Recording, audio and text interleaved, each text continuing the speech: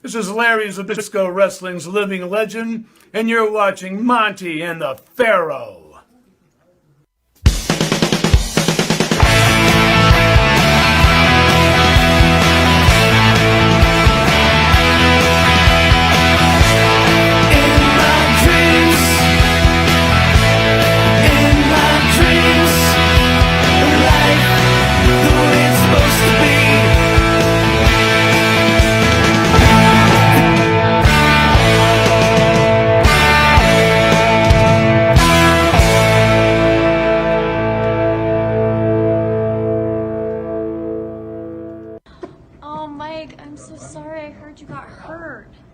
Actually, the best thing, if you're injured, is to grow up and be a man. Come on.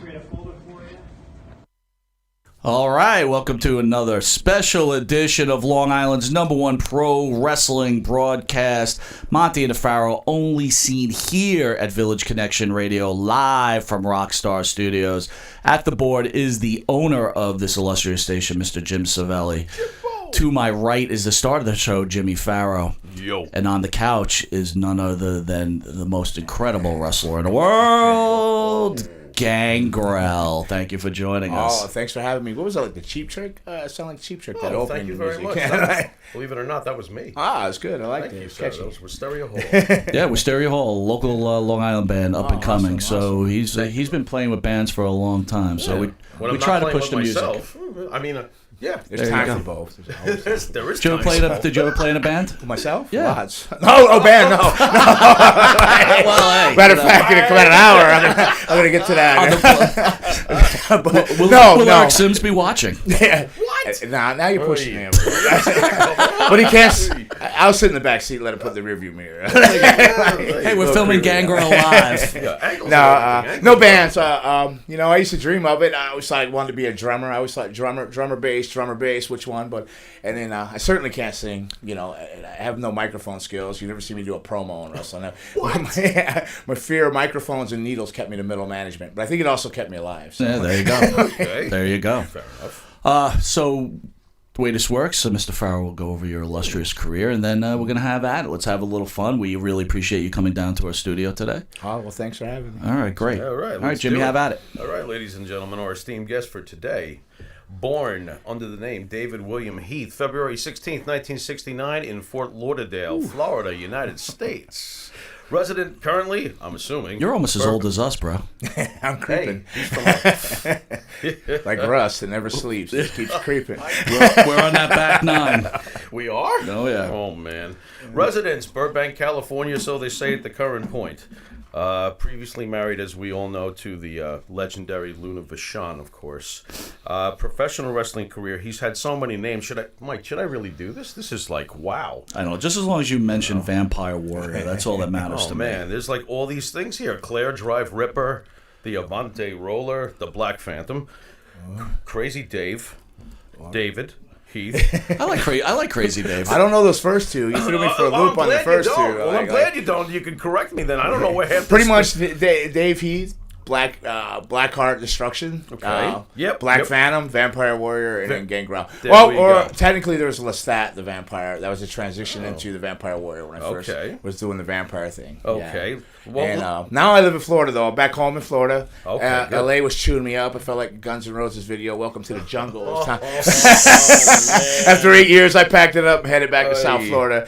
Yeah, did you catch the Motley Crue thing that just came out on Netflix about their days where you just got away from? Yeah, I did. My buddy, it was funny enough, my buddy goes, oh, he's read all the wrestling books and all that. And he read that book, and he goes, I believe if you wrote a book, you would rival that, if not surpass it. I go, no. And then I watched the movie, and I went, oh, that's just like the Attitude Era. That's why. Are you kidding? Holy I like, it's nothing, except for am I no not needles. Like, No, I got to tell you, when you watch The Dirt, how these guys lived, it doesn't even make sense to me. I really was. I'm not knocking attitude. It was a great time. It was fun, but that was every night, man. Was it really? It was like Rockstar. It was just wide open. And believe go, that. go. Now I don't do anything, and I feel worse. Back then, I partied every night, ran the road, and I was ready to go the next day, whatever. Now I get in the room, I'm like, oh man, I only got an hour. I gotta tell you, I feel it. I feel it. I was just saying to someone, I'm like, when you watch I The lived Dirt, it. Oh, they're no. pretty much killing themselves, and all of a sudden they decide to go straight, and I'm like, man, that life sucks. and consistent through the movie is Vince Neil once again is the guy who realizes they're at a certain point. He's like, this is the no fun band, and he starts drinking. right in front of him. He was like, Here's what to your the- sober man. Yeah. It was like, come on, we got to get back to what's going on here. Build at 6 feet, weight 240. Oh, hello, Pharaoh. How you doing? Build at 6 feet, weight 240. Trained by Boris Malenko. Right. Whoa, not See, they too ribbed me bad on there. that. There was a giant rib. They ribbed me at the 6 foot because they knew I was sensitive about my height. So it was 6'2". Well, why would? I don't know. They like me. WWE, they have a lot of little ha-has. They told me, That's hey, not kid, funny. grow your hair in, get rid of the fangs, lose all the weight. So I came back with abs, hair, and no fangs, and they put a shirt on me and made me a vampire. That makes a lot of sense. That's very funny. Kind of stumped by that. You know, you did seem big. I mean, they told me they'd never use that character. They said, we'll never. That was Vince himself that said that. Did he really? Yeah, right, yeah. And this is before they made you the But character. I think when Vince Caruso had that, what was it, like a month, he had total creative control. Right. He slid that vampire thing back in that door. So I was behind the 8 ball the whole time. I wasn't their favorite character there. Interesting. Well, it was a pretty cool character, man. Oh, it I was mean, fun. you know, it totally worked. I loved And it I mean, you got to personally. think about this. Without you, Edge and Christian probably don't make it to where they're at. I had been pitching it to them since like '92. And they're like, no, we don't know. That's not going to work. I go, it doesn't matter as long as you look cool. It doesn't matter if you win or lose. You can lose every night as long as you have leather jacket and change the jingle. You look cool. You know, I got to Right. quote my Tom Petty Get in there. But man, it's just like it was like great wide open. There's no no limit to it. It's cool like rock star guys. It doesn't matter what happens. People are gonna like them. Vampires are not going anywhere. No, we don't see it. We don't get it. Well, no. Well, wait a minute. What was that? What was that movie? That hot movie? All my daughter was into and that shit like that. That vampire movie. Come on, someone help me Don't out. say Twilight. Twilight. There you go. Well, no, but I mean, Well, vampires were hot. It was over, yeah. Blade came on strong first, Blade. But vampires right. always been around all the way back. Vampires So, have yeah, been over since Bela Lugosi. Yeah, they just keep Actually, recycling and before get that. cooler and cooler. They were monsters. Yeah, but like and- Bela Lugosi wasn't a cool vampire, man. He was I like look a little bit. Dracula. I look a little bit like him now. Like, Tell that hair's going. I'm getting bald. Tell that to the ladies who were watching him on a silver screen in 1932. He was still pulling. I bet you he was pretty cool. Vampires Mac, you know. Wait, but you think Lugosi was pulling some trim there? Oh, come Get on. out of here. Thank you. I had one fang as a vampire. My tooth got knocked out, and I still pulled. Really? Half a vampire. Granted, it was a strip club, but they think they're vampires pretty funny. too, so it's equal. It's a fair trade. Yo, Dirty Attitude Era, when you went into a strip joint, did they just see you as a mark, or did you get freebies? No, you know, I think the weird thing with wrestlers is they go in there with the attitude trying to hustle the girls. The girls are hustling, so it's just one giant hustle. So you just and hustle it ends each up a other. stalemate by the end of the night. You just end up going back. Stalemate? Yeah. You just say, I know The Rock, Yeah. and they're all in anyway, I know right? The Rock. Okay. You had a killer entrance, man. Oh yeah, that was a lot of fun. That was like a perfect storm of things. Did that blow your mind the first time they showed you what they had in mind? Because you would rise up, the flames. Well, the they didn't show me or anything. They just kind of told me on a Friday. Says, "Hey, can you be there on a Sunday?" They put all that together. The music, I came up with the wardrobe. They had the entrance. All that came up over a Saturday into a Sunday. The lift and everything. So it was all on the fly. And now it's just like a perfect storm. But like Vince Russo was a big Kiss fan. I like Kiss. So the fire pyro is the more fire, the better everything is. You know. And, We just saw Kiss 2 weeks ago. Yeah, I'm hoping he doesn't break a hip like Ozzy. And I had Stones tickets, and they canceled out on me. I'm saying man. 2 concert tickets right now. Yeah. I go, man, these guys are like, Gene, don't slip your back out, man. Hang in there. Yeah. That sucks. He's got to make it. With August 6th, I think they come to Fort Lauderdale. Like, come on now. It was good. No, it was a good show. It was a good. I They heard it always was- entertain, man. Yeah. That's So I'm looking forward to it. good. But I seen that heat with like Motley Crue, right, with the lift thing. They were saying, "Oh, we're not even in our graves." Nikki Sixx and Gene was using their thing in one of their show things there. But Right. looking forward to it, really am. Though. It's funny how they have to still lob bombs at each other, though. Yeah, that's life. Like Tommy was like mad that they were using something of theirs, you know. So Everybody's lobbing bombs, man. No, it's hilarious. Throughout life. It's like, You know what I'm saying? God, get over it, you know. So you a big Stones fan too? Yeah. So I I was a little bummed out. I have a little rule. I turned down man. a tour of India to do that concert, then they canceled on me. I'm like, oh. Yeah, but you should listen to My rule is if they're over 50, maybe you'll feel better about it. With the exception of Springsteen, they shouldn't be. Unless Any band should not be. He's playing. got everybody retired, by the way. This is like, how rough is this? Well, That's rough. I'm hoping to see the Who at the end of the year too. So, So much for that, Joel. Wow. We just saw Kiss. Wait a minute, they're like 69 years old. What are you talking about? He told me I must see it. They were great. Ozzy, I thought, well, sure, he'd give it, but Mick, I thought, man, he'll last. He's wiry. Sooner or later, man, something's got to break. I guess it was something in the heart or something. I was really bummed out. As well as Mick, I'm hearing Ozzy is not well. Yeah, he was in the hospital with something, and then Do you they think already broke a hip or something. Yeah. Do you think it's Sharon with her heavy schedule for Ozzy? I don't know. What do I know, man? It makes me wonder. Sooner or later, Roosters come home. Yeah, so kick this bad boy off. So, tell me about yourself. You grow up in Florida, like you said. Mm-hmm. Why are you going into pro wrestling? What makes you decide to be a pro wrestler? Well, it's a really long story, but not to be the pro wrestler part, but growing up, I wanted to be a preacher and play football. That was it. I gave sermons every other Sunday in church. People find that crazy to believe, but then I broke my neck playing football. My little brother died, and I grew up in a really rough neighborhood, and so when they took sports away from me and said you couldn't do sports anymore, I ended up slinging drugs and getting in trouble, running with stuff in the streets. I got a girl pregnant at 15. So without sports and guidance, I was just a train wreck heading for trouble. And to be honest, I had the newspaper, Boris Malenko, Dean's dad, the great Malenko, had to be a pro wrestler, make money on the weekends. And I was thinking, beats a shovel, man. I was going there and fight somebody. Right. Been beat up before. What does it matter? And I went down there. I didn't know what to expect and everything. I just wanted to check it out. More of a money thing. I watched wrestling and liked it, but I didn't have a grasp of what was the work or this or that and that. I was just a kid when I watched it, and I was like, man, I can do this. I went down there. I was like 3 weeks in, and one of the trainers named Rusty Brooks came out and he goes, "I gotta ask you something." I go, "Yeah." He goes, "Do you think this is?" And I'm like, "What?" You think this is? I go, "Oh, you trying to tell me, man? You can tell me I'm not gonna make any money?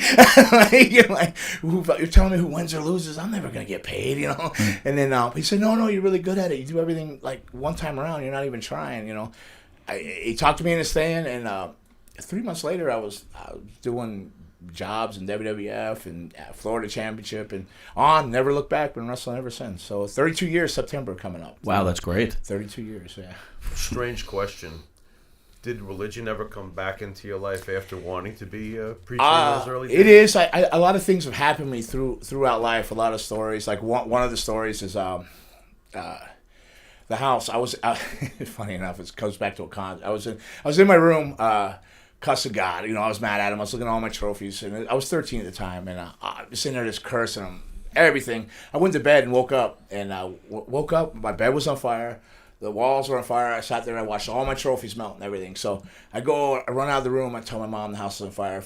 Mom, I had cussed me out first, thought I was ribbing, and she seen all the smoke. She goes, "Oh crap!"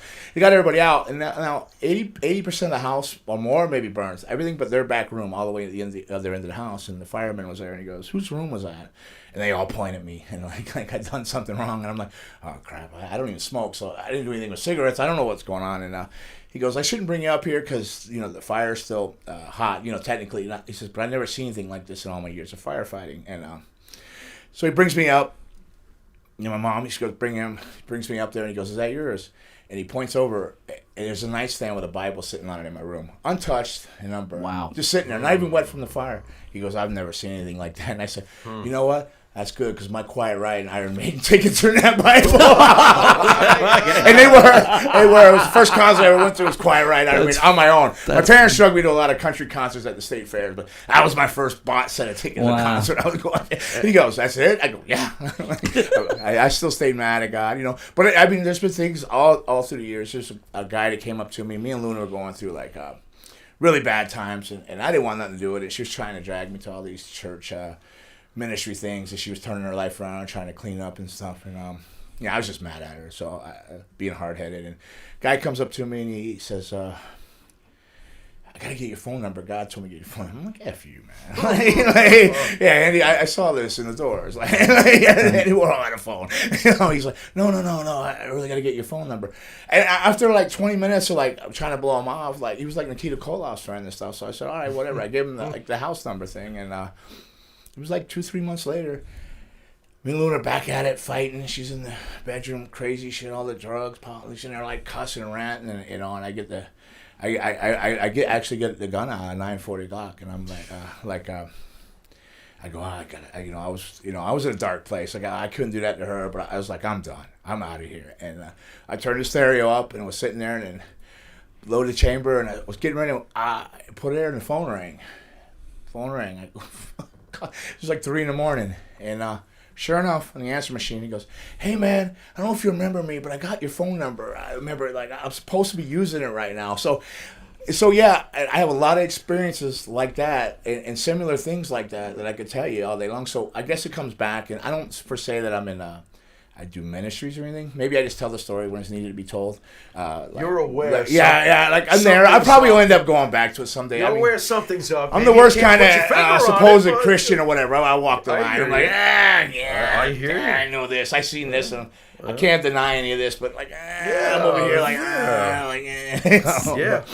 You know, welcome to the tug of war, right? Oh my God. You know, speaking of Luna, Pretty cool. I don't know how often you visit the island, but the island, I believe, Jim, right, is probably one of the biggest opioid places in the world. It's really bad. Your ex-wife Luna, who passed away due to opioid addiction.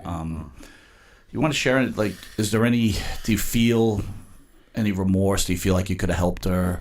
Well, I tried. I was with her, like, we were together almost 18 years, probably 10 more years of it than we should have been, like, because it was just madness, and I don't know, at some point I had to look at it like it was, because I do feel like when she, like, we weren't even apart, like a year when she passed, right. She went to rehab and got out, and then, but it was like kind of a feeling like you're a lifeguard, Guy goes out there, he starts drowning, you swim out there, and you bring him back in. You're like 10 minutes later, he's back out, you swim out there again. 4th or 5th time, you're like, you're both drowned, because you're too tired to bring him back in. When do you make that decision? So yeah, it weighed hard on me, but like, I could sit there and second guess it, but I wouldn't be here today either. Like, when you both first got together, were you both doing opioids and doing a whole bunch of stuff? I didn't even know what pain pills were till '98. Okay. So I tore my pec on a pay-per-view with D'Lo Brown in Canada,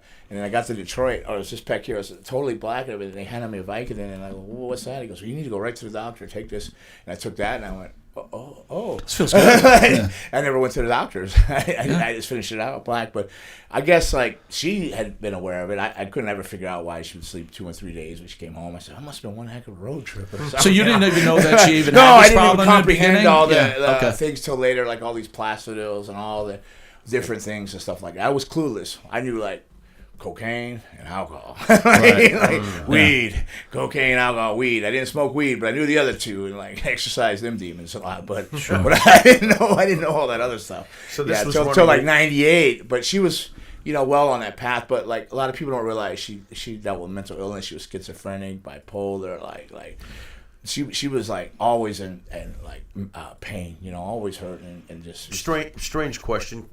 You had your struggles too, as you've said. I mean, did she ever pull you back during the relationship? Like, hey, come back. Like when you would like maybe have your demons or go off the rails? Because I know you had to pull her back. Yeah, we were side by side. I loved her, so like literally, like I was like it wouldn't. I don't know. We were like just hand in hand. What she told me was gold. Right. I walked her yellow brick road. I guess she walked mine. I don't know. I guess we were the same equally. It's just at some point I just grew tired, like so tired. Because I was more the guy the next morning that went, okay. I didn't want anything else. Like, who didn't chip in here? I was counting the money. Wait a minute. I didn't pay for all. Why am I paying for all this? We got rent. I got this, do that. And I don't know if that's what kept me grounded or not. So I was a social. Was it almost a point that when you were on the road, because you guys both on the road, it was like you didn't want to come home at some points? Like, I just don't even want to be part of this? At some points, towards the end, like I would go and do a 3-week tour of Japan, go do two weeks in Korea, and then come and do another Japan tour because I had like you read the list of characters, so I'd do one tour as a Blackheart, go to Korea's whichever one, and then come back and do the Vampire Warrior in Japan for the same company, and then go home. So I would stay gone, and then in England I was staying gone 3 months at a time too. But that was, the Japan stuff was before WWF at the time, and the England and all that stuff was after. But it was more after that I wanted to stay away. Before I was just hungry, but after it was just because it was just fighting and chaos. And it wasn't that we didn't love each other and all that. We totally loved each other. We just it was just two trains colliding. Too much hurt and bad is gone. So whenever you started going down that path and doing that, at some point you're sobering up or this or that. At some point you got it came up. Your demons, like whatever bad has happened between you, you start trying to talk them out. Whether you feel the need to confess something or you feel the need to try to fix something or whatever. So then next thing you know, you're like, okay, an hour or two, a couple more lines. Oh, we're all right. Next thing you know, no, F you. And then, no, you son. Like, and then it's like 8 hours of that. But you're still fueling it, And then at some point, you have crazy mad sex. You wake up the next day, you're like, all right with each other again. But then it starts over like 2 hours later. Like a vicious cycle that it's just hard to break. But, we stayed friends. We talked all like, at least every 2 weeks, sometimes once a week we talk. But after, got over being mad, Here's a question for you. You were tag team with another wrestler called Tom Nash. Mm-hmm. They both managed by Luna. He was married to her, and then eventually you ended up, I guess, taking her. Like, how does that even happen? And do you have take her like a caveman? Well, under my arm. We've had Lanny Poffo in the studio, and when they talk about Miss Elizabeth and Randy locking her away and everything else. Oh, God. And then when I'm reading all this, I'm like, this is his friend. That's his friend's wife, and then all of a sudden, boom, he's with her. What was the dynamic? I'll give you that. She was with a wrestler. Rest in peace, Dick Slater. Okay, Luna was with Dirty Dick Slater. Okay. Dick Slater, right? She met me and Tom. Tom had a crazy childhood crush on her. He was like, Luna this. I didn't even like Luna. The first time I met her, she punched me in the face, ripped my shirt off when I was just driving her to a thing. She was drunk. I was scared of her. Hello? Didn't want anything to do with her. Like, yeah. I protested every time she managed us and everything. I had major issues with her. That's great. Major issues. Are you kidding? And then she was still living with Dick Slater though, and but he was like had a mad crush on her. And one day, she climbed out a window and ran away, and they came back married. So it wasn't a romance or nothing. Like it wasn't like she climbed out of Dick Slater's window. Well, it was her place, but she left it. She climbed out of her own window. Yeah, her own window, leaving Dick Slater there, and showed up married. And they came back, and then they were like married, and he like moved out or review. something, and she was married. But at the same time, I still didn't like her. But like we literally went somewhere to train, and like. She dropped out of over the top rope, bit me in the back. I had a scar on my back. She lashed on like a pit bull, and I had the only way I got her off her was that I dove through the ropes, so the ropes got her off me. And then I had a scar on my back. Before that scar healed, we were best friends. So we were best friends for a while. Like wait a minute, how do you become best friends? I think she was a real vampire. I think she you bit me. You friggin' bit me, and then she turned you. I think she turned me. I think she was the original vampire. I joke about that all the time. But like I couldn't stand her. Then. I don't know how we became best friends. We just did, and then we were getting accused of seeing each other all the time, and obviously she wasn't in love with him. No, absolutely no. And then we got accused of it. Then I had a big fight with him in Philly. I got actually held for attempted murder when it was in the Denny's in the Philly. It was a Joe Goodhart show. What was the fight about? Whoa. He swung on me, accusing me of that. And he swung at me. So he was jealous. I lost it because he was like I'm not talking bad about him. He's kind of like he was a bully. Like I don't know. It was just me and him had a tough relationship. An uncomfortable situation. We might as well have been married. It was a tough tag team. But then that came up, and then I just lost it. And the police came and they handcuffed me. But then after they talked to him when he came through consciousness, they asked, "Was he on drugs?" I go, "No, he doesn't drink. He doesn't do drugs." And then you knocked him out. Well, yeah. You kind of like passed through that whole thing. Yeah. Well, it was bad. Like I feel really bad because Kevin Sullivan made me feel like so horrible the next day. He goes, "I never seen anybody do that to a human being in my life." Well, what did you do? I just lost it. I don't Sure, know. like, I caught him a one. bit him. It was like a school fight. I had my knees on his arms and I choked him out and was back and forth. bat, like, and yeah. Luna dove across on the stop. But it was like I lost it. I grew up fighting. It was a rough neighborhood. Like it was nothing to fight. Like, Yeah, I know. you're either all in or you're all out. You're not halfway So fighting anything. Luna wasn't mad at you for that? No. She was all like. She's like, beat my husband up. Who gives a shit? No, she. But, yeah, everybody's- Kill my husband. Who Everybody's cares? missing the point where she climbed out of a window, high on drugs, and then came back married. Like, there's no love there. I gotcha. There's no love there. There was no like no Think love. how Dick Slater felt. She Well, runs out on me to go with a guy she doesn't like, and then she ends up with a vampire. I don't know. No. He's got his own past. Yeah. Like, I don't know. You hear so many controversial, but I tried to stay out of everything. Yeah, I gotcha. But we were best friends, trying. and then after that, we ended up together, and then we were together almost 18 years or something. That's great. Yeah. Thoughts on her getting into the Hall of Fame this year? I was happy in one way, but a little disappointed in another way. Because I think she pioneered. I think she deserved the actual Hall of Fame. so the induction. legacy thing bothers you? Right, a little bit, and Wahoo well, McDaniel's too. I think yeah. Wahoo McDaniel's a Native American, Yeah, club listen. football. I think he, deserved more than a legacy, but Yeah. but it is an honor and it is something, and I was happy because I didn't even think she would get that, with them because she's, her history, like I said, with the bipolar and the schizophrenia and the fighting, and you never knew what Luna you were going to get that day. But I loved her with all Well, my heart. Luna was Luna. Luna was Luna for lunatic. Yeah. Yeah. So she's like, I'm crazy and I got papers to prove it. I don't know how many times that I would I spent more time trying to figure out how to hide from WWF at the time that she had been Baker active for 72 hours, and cover for her, get flights changed, and come up with these things. It was like it was a real art, a gift. I could have probably been a roadie talent for Motley Crue or something. For sure. Doing the same kind of things. You're like, no, her mom's here and she had to go here, but her kids are here, finagling everything, trying to work the time pattern out, get the flights changed because everything went to the office, and.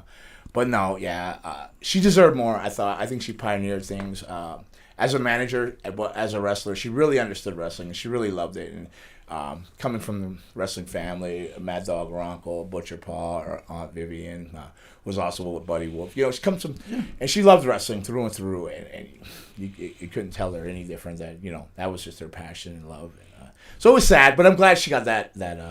I'm glad she got that because I didn't think they would even do that. Well, I think that it's difficult for them, right? Because the Hall of Fame induction is a marketing tool, right? And after you're out of wrestling for a while, you're not relevant anymore. So it's hard for them. But I think they're doing the right thing by bringing these these iconic wrestlers. I'm glad and they're putting doing them this in at least. Yeah. Because I agree with you wholeheartedly. Sometimes I'm with you would you, think yeah. you would hope they would do it before they pass, and then Yeah. sometimes it seems like, it was like, are they just saving on flights? I mean, we just lost, like King Kong Bundy, for So- example. Right. Ivan Koloff. I don't know if you saw the John Oliver thing on HBO, but No. but basically he's trying to push the fact that wrestlers died at an early age. You were talking earlier about the Attitude Era, and we were talking about the Dirt on Motley Crue on Netflix. What was a typical night after a wrestling match during that time for you? For me, because Yeah. I was with Luna, to be honest, 1, 2 8 balls, 10 hits of ecstasy, whatever, Oy. like Soma. Or Well, whatever. you come out, you come out of A the night. That's a nighttime course. Well, you have a tolerance up, right? I got You it. build a tolerance. It keeps. And you're a big dude, I got too. papers, and I'm impressed. I would die now. Like I have 3 Oh, beers my now, and I'm like 3 struggling. beers. Now I struggle. Like 3 beers, the life's Really? rough for the next day. I'm like, Wow. wow. So you get out of your wrestling Right. match, and then you're like, all right, let's take a shower. Then you get high. Well, you know what I mean? how's it roll? You go to a bar. Let's get What's high going in on? the Well, shower. What you are you kind of talking stop about? to wrestle. Like I didn't like to wrestle high or anything, but technically, when you're doing that much ecstasy, you're always high, right? So you never really come down. You're just like rebooting. Right. You're just Showers you're just just- re-upping in your system, right? Showers just shower, reignited. but They like just I reignited, liked yeah. my sleep. I like to sleep and stuff. Some people would run days on and in, but no, I didn't. It never intended to do it. It'd be like, she like we'd go do something. I go, well, I'm paid for it. I might as well. Like, Yeah, man. whatever. So one will lead to 2 to 3. Next thing you know, it's like 4 or 5 in the morning. You're like, well, let me catch this flight, sleep on the plane, go eat, hit the gym, do another show, and then cycle over. Was anyone a dick to you at that time? Or Luna? Like, did they think they were the shit and it was like, didn't give you any respect?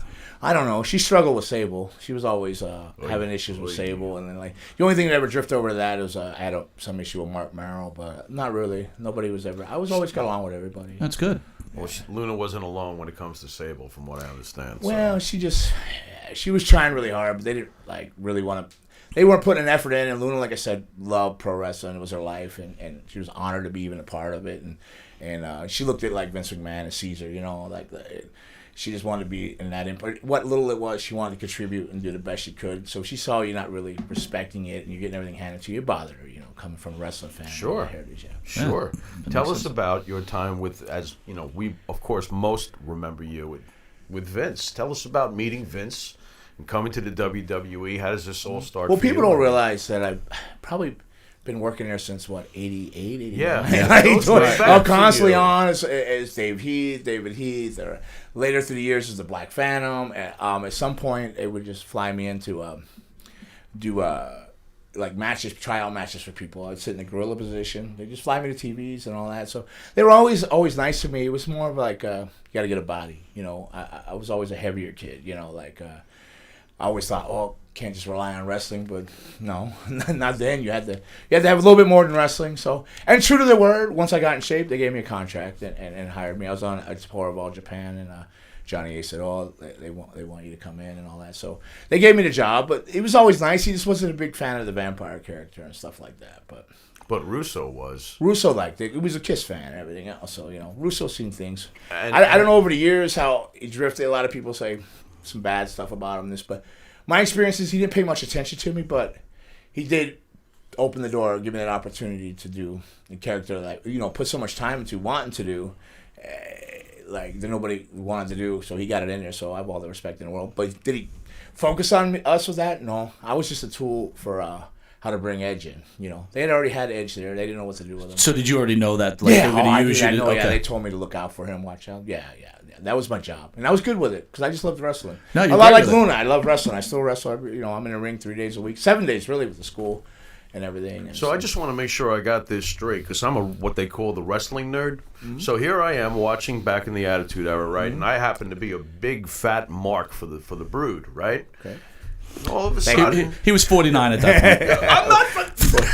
I'm barely 49 now. You SOB. Anyway, so. I always was like, into the Brood. I thought they were great, and it seemed to me like all of a sudden you were pushed away, and you already knew about all of this. I feel emotionally. I remember. I feel emotionally well, robbed. things went like. Where'd he go? First of all, the Brood was never supposed to get over. Right? It was great. It was just a tool. How did it come about, the Brood? How did it come Well, about? I was.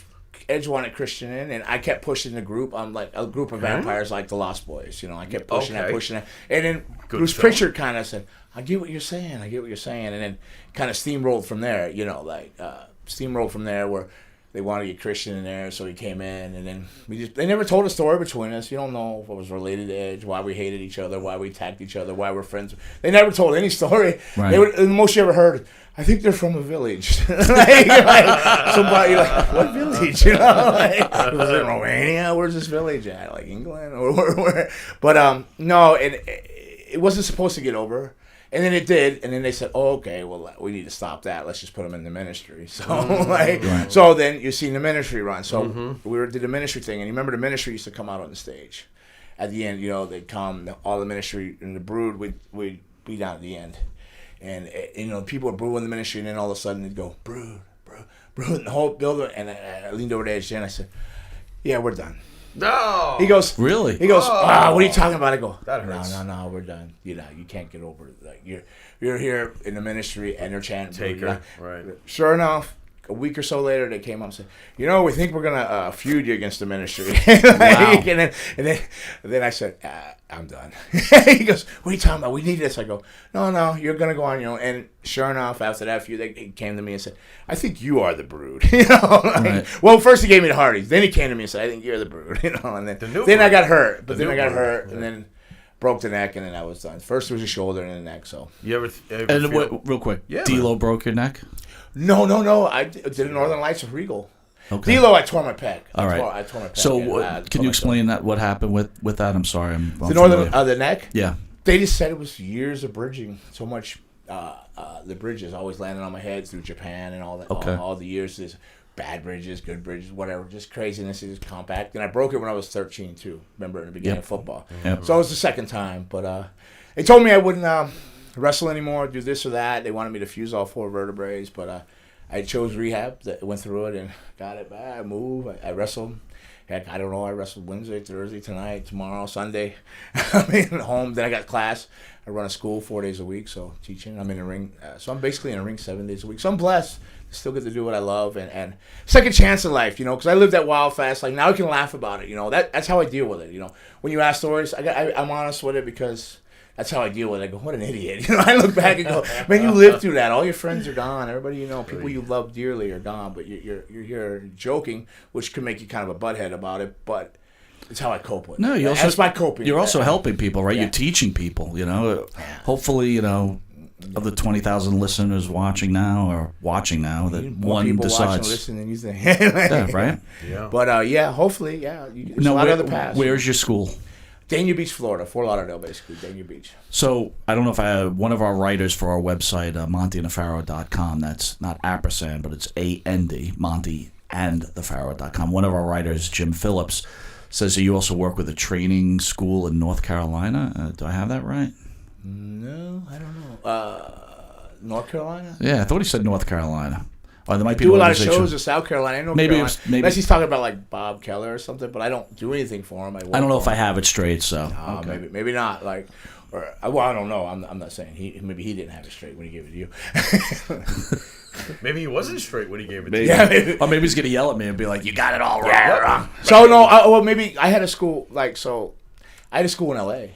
Yeah. In Burbank with Rikishi's cousin, and then Rikishi came in. So I trained out there. I trained like Rusev. So. Oh, you did train Rusev? Yeah, I trained Rusev Nice. and stuff like that. And a lot of people that are doing good. Jacob Fatu, who's in MLW now, doing well, and all that. When I was in California, and then I came home to Florida, and I opened my own school back home. Yeah. And how's the school doing? Great. Got over 50 students. Nice. It's growing every day. I don't have not one bad kid in there. I'm just blessed with great kids. Do you ever and great run across attitudes. someone you're like, this guy's going to have the goods?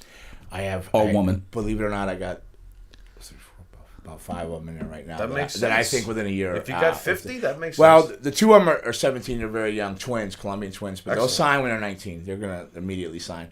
But I have 3 or 4 guys right now that just started within the last 6 months that have I can't believe it. They just all came in at once that have what it takes. I'm like, Do you have a direct pipeline where you can call Vince and say, hey, I got not Vince. Not but Vince. How No. about Vince's people? I do communicate to like You know what I'm NXT saying? and all that. Yeah, but that's like, what I'm so, saying. Yeah. So you're but I haven't able to do that. exercised yet. I haven't had nobody. But within soon, I'm going to try to exercise. Right.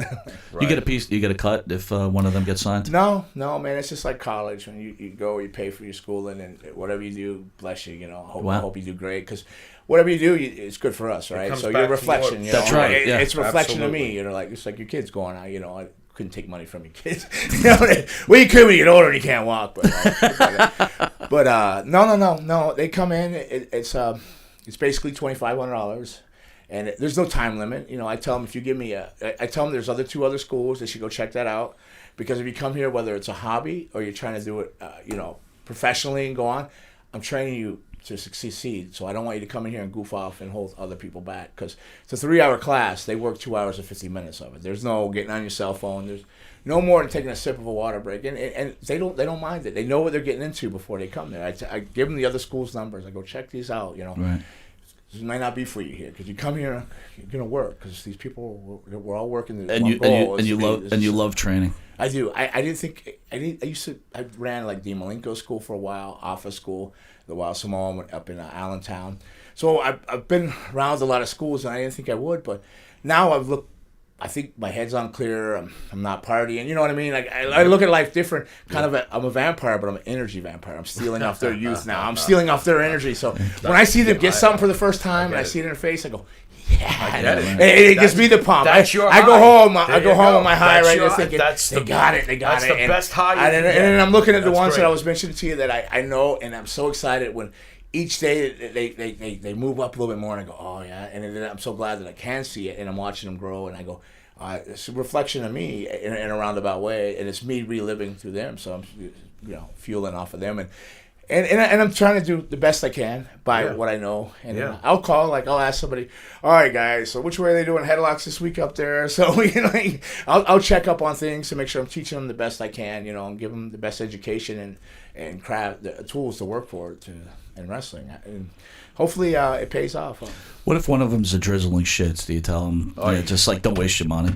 Well, you try to avoid that in the first talks in the office. Don't take everybody's money, but how do you somebody comes in there with heart and hard work? How do you tell them no, you can't? Yeah. Try to do this, and there's one guy that came in and you go like this. You suck. Get out. Well, there's one guy that comes in. I said, hey, you could be a ref for this and that. He could come. He goes, no, I'm just gonna do it. You can help me do other things better, like these like cosplay things. Now he's like. He's like, no, I want to wrestle, and he's in there training even harder than everybody else. What do you say? I guess you just keep teaching. Find a way to teach them. Not everybody has the same athletic ability and talent or look or gifts as each other, but they all have gifts in some kind of way. So you got to find what they have and tune into it and help them bring that out and maybe work towards that more than some of the other things, because you're going to learn 1,000, 2,000 moves. You can learn all the moves you want, but you're going to throw them out. How many moves did Hulk Hogan have? How many did Stone Cold do? Yeah, sure. How many did The Rock do? Yeah, There's a lot of other things in the play than athletic ability and moves. And so, there's characters, so you try to find that, and then you try to bring that out in them and work towards that. So I never say never. I mean, there is some you go. I mean, do you run also independent shows also? Well, we run a student show every month in the school. Okay. We'll take one ring down, put it in together. It holds 150 to 170 people. We do about that every week or every month. And then I just started running a casino show. So bi-monthly, we do a show where we'll bring a couple names in, because you got to have shows for your students to work, right? So if you keep producing product, but keep producing wrestlers, but there's nowhere for them to wrestle, what good is that? Then you're over. You got 100 wrestlers and no shows. So you got to run shows for them and have outlets for them also to learn, so they can get their craft better and hone it in. Do you get a decent crowd coming to these shows? Well, we ran our first show. The building held 500. We drew 480. So that's great. And that was May 18th. And so 480 is a solid show. February 23rd, and so our next one's May 18th at the casino. We got D'Lo Brown coming in with Al Snow and Bushwhacker Luke and one of the headbangers. Good. So those are, and myself will be on it, and then students are filtered in there. And then, but our student shows always do about 150 in the school. 171 when they're standing, but we gotta be careful because of the fire. They show up and they're like, "Hey, gotta keep these lanes clear. We're glad we're doing good in the community, but we really need you to take heed to these rules. So we do. So thoughts on coming from again a big fan of the Attitude Era. Do you think it was a missed opportunity, and was it ever considered to possibly push you in a one-on-one program against The Undertaker? Because after all, you two guys were the premier dark characters of that show, and you were very heavily featured for quite a while. So was it ever entertained? Did you ever hope for it? Why didn't they do it? Your answer's within your question. When I told you about the whole stage thing, it was like there's only one room for one dead guy at that time. But not even a program where and they brought me back in 2005 or something. I don't even remember when it was, where they had a tag with Viscera in a handicap match. And they signed me for like 8 months and never left me at home, let me go. Then brought me back again and signed me again for 6 months and said they were going to do all this sci-fi channels, but nothing ever came from it. Now, do I? Of course, you have all the dreams in the world. You want to work the man. He's the dude, the general, right? Yeah. He's the guy, the head honcho. You want to be that program, right? Taker's. How long before he lost in WrestleMania, that winning streak, So you want that. You hope for that. You excel for that. Austin, The Rock, any of those, But who's the greatest of the Attitude Era? Is it Stone Cold? Is it The Rock? Who is it? If you had to be pinned against the wall, who's the face of that? If you have to. The face. Well, that's not just work. Face. That would have been, I think it was Stone Cold, no? Because he was the ultimate rebelling. Every person related with flipping your boss off and rebelling. How was he behind the scenes? Awesome. Great guy. Awesome. Super nice guy. Super. So was The Rock, and he was awesome too. Taker, great. All nice guys. All good leaders. Yeah. Taker was a leader. Stone Cold, leader or not, I don't know. Stayed quiet or nothing, but he was super nice too. Taker was more of a leader, general type of thing. Rock was like Stone Cold, kind of did his own thing, but super nice. Triple H?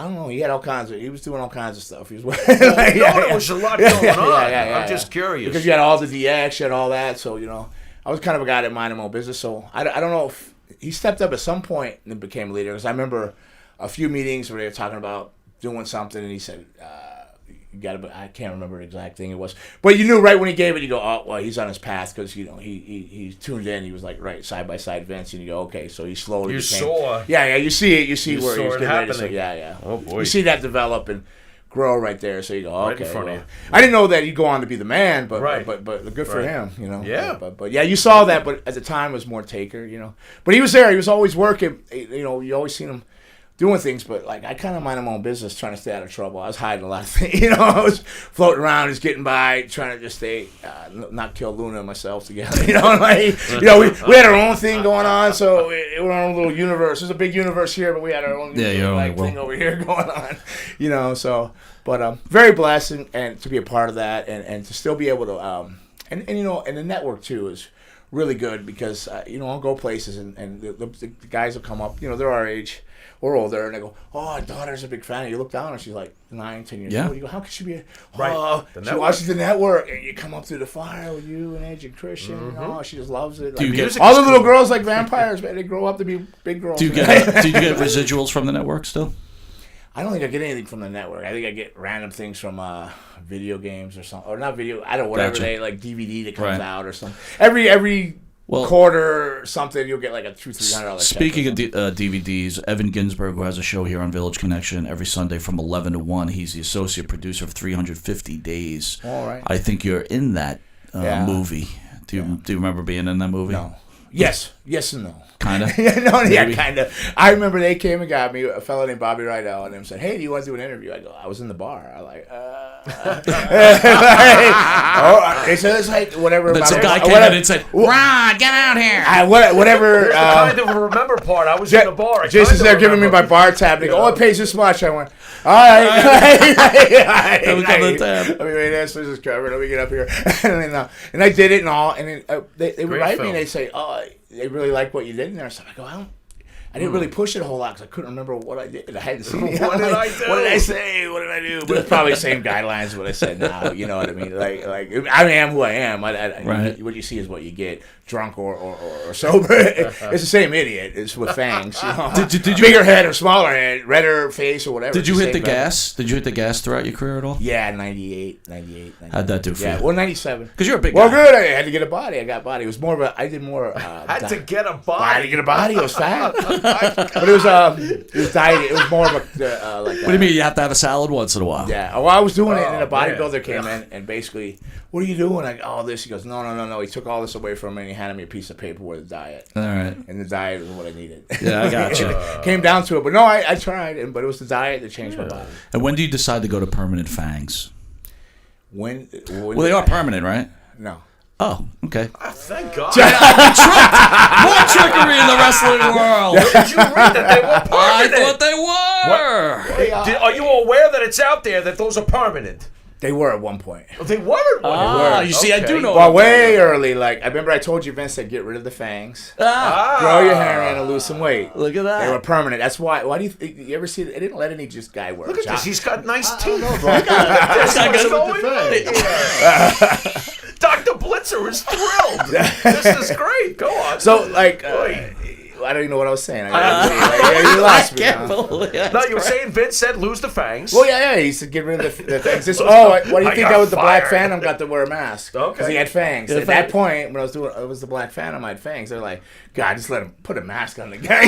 This idiot's got fangs. They didn't have any mask job guys or enhancement guys or whatever. So the fangs got me. They put the cover his face. So he's got fangs. That's It's like, so that's how I got away with being the mask guy. Like everybody goes, how did you get to wear a mask? They must really want to use you. No, they just wanted to cover my mom. That's great. I want to bring Eric from ESS in. Eric's the promoter of the weekend who's on over. brought Gangrel in.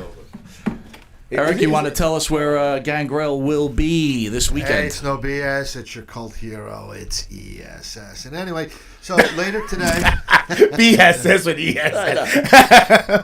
He gets hot. Look at him now. He's hot. He just you cut. haven't been paid yet. Yeah, I just got cut Jesus 20 Christ. bucks. I just got- Well, if you didn't realize why everybody hates Eric, this is why. Oh man! Fuck you. Hey, you can cuss on this thing.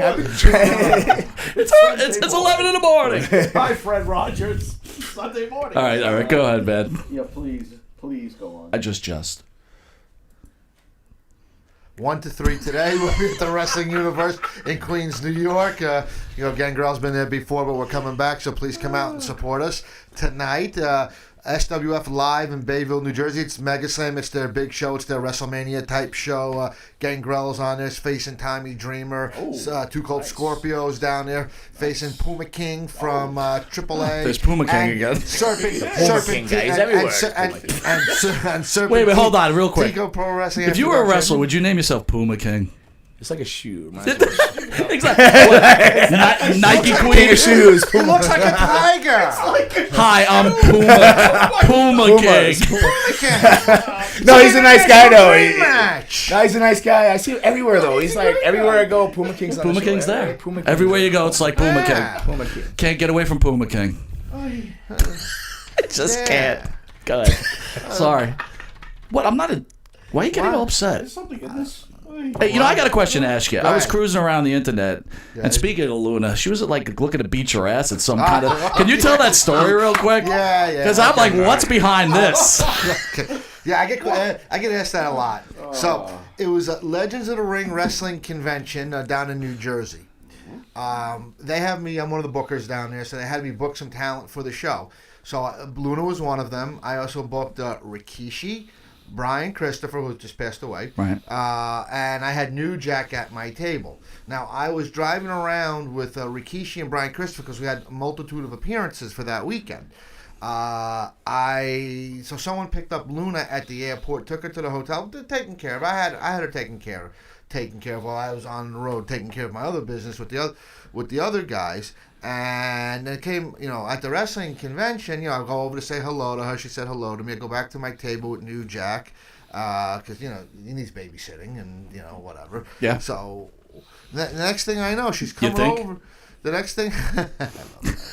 Go ahead. So the next thing I know, she's coming over. You okay? You I was just talking to New Jack. Keep going. Okay. They've got some. I don't want to know what they ate that day, by the way, but keep going. All right. You got So- momentum. It's all yours. All right. So she comes over, starts screaming and yelling at me about this or that or whatever. And it all comes down to I wasn't paying enough attention to her. Oh, so she's because mad. Well, no, wait a second. the payoff. Wait a second, because I booked her for the thing, and usually when I book her, I pick her up, I take care of her, I'm get her a meal, get her to point A and B. Someone You're else. gonna find out what she Someone else took care of that because I was busy with other talent, running the gang, doing the grind with the different wrestling shows and the appearances and this and that.